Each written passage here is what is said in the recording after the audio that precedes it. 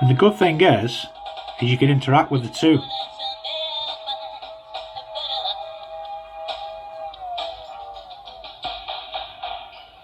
Yeah, so you get some really weird effects. Hello there geeky boys and girls, and welcome to this new video. I know to add a pitch controller to this Sanyo Walkman. This is a Sanyo M119, and I'm guessing this is from the late 80s, early 90s, judging by the style of it, but I may be wrong. As you can see, I've already opened it up, and it was quite simple, this one. Just 4 screws and open it came. Unlike that Sanyo one I did, that was a nightmare. And looking at the circuit board, it's still cheap and nasty, but it is a slight improvement, I reckon, over that other one that I did. But there you go. Yeah, and I've been having to poke around with my crocodile clips, and I've already found a connection. Yeah, same old thing. I've just got it attached to a 10k potentiometer here. So I'm going to press play, only very briefly because of the YouTube police. So it's full speed, and turn it down to the left. It'll slow it down till it practically stops on this machine, which is really good. Speed it up, so you get the picture. Let's stop that now because they'll be having me. Yeah, so that's that done. That's the basics. But what I want to do with this one is hopefully take it a step further by adding this switch in here to another part of the circuit, because I've been having to play, and when I've got that playing, when the tape's playing and I'm messing with the part here with your speed, I've also added this switch, and when I turn it on and off, it's making it go like a type of wow and flutter effect over the top of it, depending on which terminals you're touching on the circuit board. Right, boys and girls, well, I've been having to play, and I can only find a connection that speeds it up. I was hoping that I could get it so I can speed it up and also interact with the potentiometer at the same time, so it's speeded up and still pitches up and down, but can't seem to figure that one out. So now, as you can hear, it's going really slow, and it pitches up and down as normal. But now, when I press this switch, it'll just completely speed it up. But like I say, I was hoping that I could speed it up, keep that going, and then also interact with that. But when it's going really quick, that's the end of the tape. It doesn't make any difference. It just carries on going fast. It's just like a little effect, so you can just like momentarily just keep on pushing that button on and off and speeding it up and down, going fast and slow, and yeah, just experimental. Okay, so what I've got to do now is try and find a hole to drill for the wires to come out of, that's going to be fun again. But now I've got a bit of an idea. I'm not sure if you can see. Let's just straighten this up a bit. But if I can get in close here, the only place I can see to get in, bloody hell, is at the top here where the buttons are. Just I think I've drilled a little hole there, because I can put my pot here and the switch here, I'm thinking. So I want the hole to be there, because there's room behind there, just about. Bit of room there between the motor and the capstan there. And then the hard bit's going to be getting the wires coming around the motor and avoiding the capstan and what have you, so it doesn't slow its pitch down and what have you getting in the road. Alright, there we go. X marks the spot. Let's see if I can balls it up like I did last time. There we go.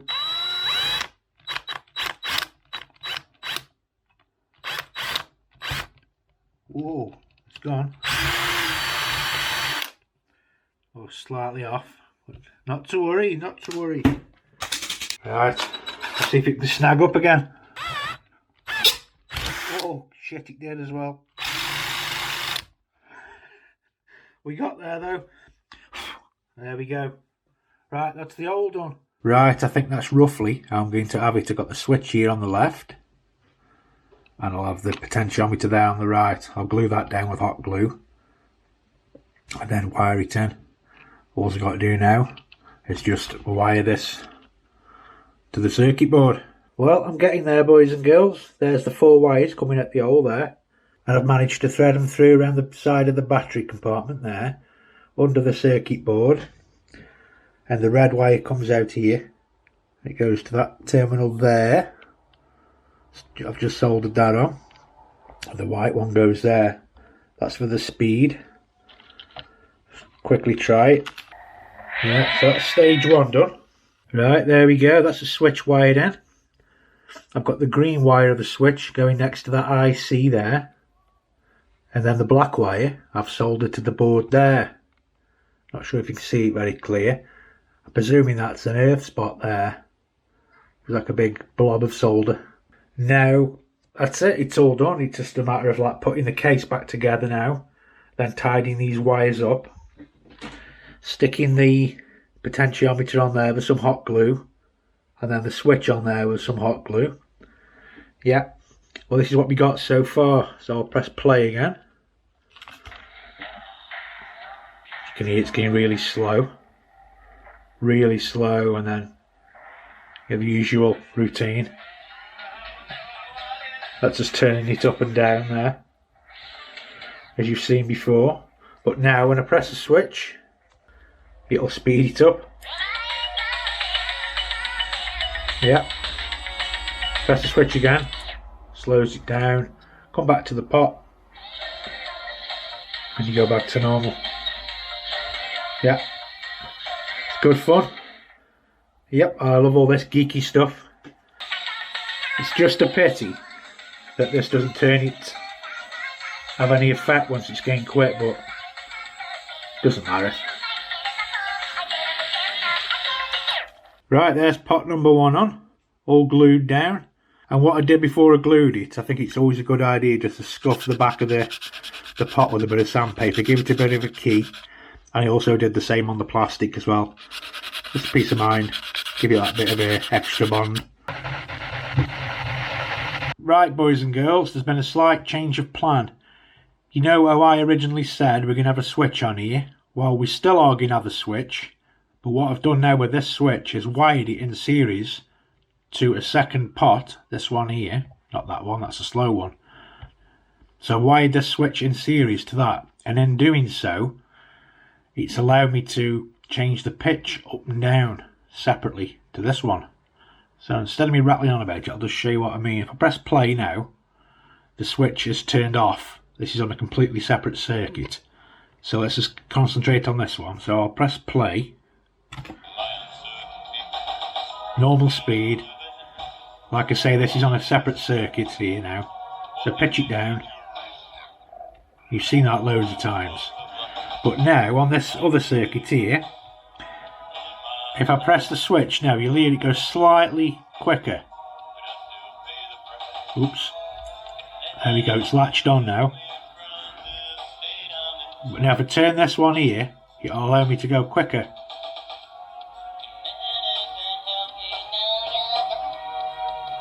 And the good thing is you can interact with the two.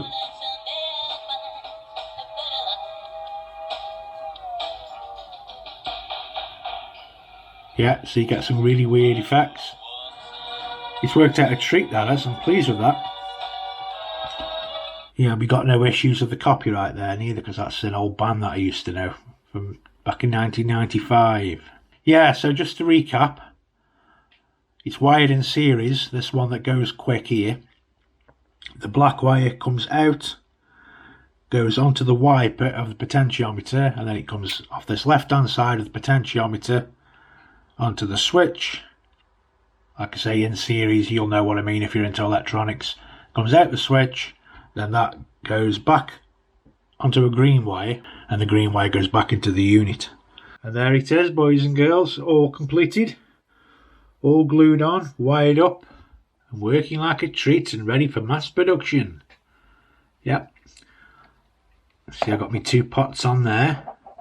The only thing I have changed is the switch for a little rocker switch. That other one was shite. So I've got this little switch here, on and off. That's off. Yeah, the wires are glued down. Oops. Let's give you Another demo, yet another one. Played. Got to slow it down till it practically stops. So back up again. Flip the rocker switch. You hear it speed up again a little bit.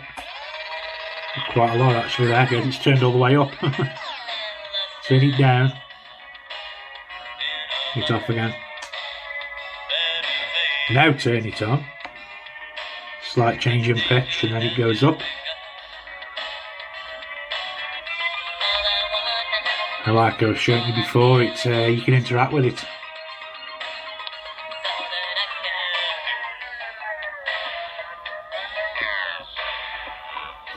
Turn that one off. See, that has no effect at all now when the switch is off. Back to normal. But yeah, that's it. Stop that. So yeah, folks, thanks for watching this video, and I hope that you've learned something from it. Geeky. All the geeky stuff, you kind of beat it. Circuit bending, and well into this now. I've got another one of these on order actually off eBay. I only paid £5 UK for it, so that should be coming in a couple of days. So what I'm going to do with that one is pretty much the same thing, but take this door off. So if the door's off, you can just slide the tape in, and then I can use this super duper extended loop tape here. See, it goes on and on. You can wind that around anything and get a really long loop tape going. All I've done is just a normal standard cassette shell. On one side of the shell, just cut the top bit off there, and then just put the tape through. But as you can see here, what I've done, I've modified it so the tape goes around this roller here and bypasses the erase head on the cassette deck. It just means cutting out some plastic inside here so the tape can come through. Cut the plastic out, route the tape through, and then it just stops that little gap in between the record and play and the erase head. It's not really dead necessary, because a lot of people, what they do is just put a bit of like tape over the erase head.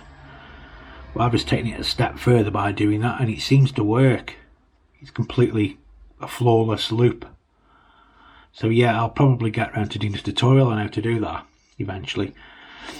But yeah, okay then, boys and girls, just thought I'd quickly show you this. So like I say, I really hope you enjoy my geeky tutorials and have some geeky fun yourself. It's great, very rewarding. Okie dokie, boys and girls, I'll see you later. Take care. Bye bye.